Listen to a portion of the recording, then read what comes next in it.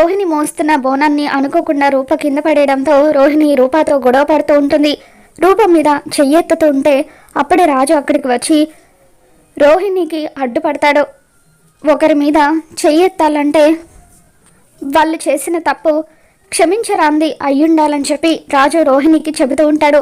అసలు ఇదేం చేసిందో తెలిస్తే నువ్వే దాన్ని చెంప పగలగొడతావంటూ రోహిణి రాజుకి చెబుతూ ఉంటుంది. ఇక దాంతో రాజు ఒక్కసారిగా రోహిణి చెంప పగలగొడతాడు. ఆ తర్వాత దీపక్ రాజు దగ్గరికి వస్తూ ఏంట్రా మళ్ళీ కొత్త నాటకం మొదలు పెట్టారా అని చెప్పి రాజు కాలర్ పట్టుకుంటాడు. అలా దీపక్ రాజుని అవమానించి మాట్లాడడంతో అది తట్టుకోలేని రూప ఒక్కసారిగా దీపక్ చెంప పగలగొడుతుంది. మొత్తానికి రూప రాజులకు ఒకరి మీద ఒకరికి చాలా ప్రేమ ఉన్నా ఇద్దరు దాన్ని బయట పెట్టకుండా అలా ఒకరినొకరు మౌనంగా చూసుకుంటూ ఉంటారు. ఇక సూర్యప్రతాప్ కూడా వాళ్ళిద్దరిని షాకింగ్గా చూస్తూ ఉంటాడు. మరి ఈ వీడియో మీకు నచ్చినట్లయితే తప్పకుండా లైక్ చేయండి.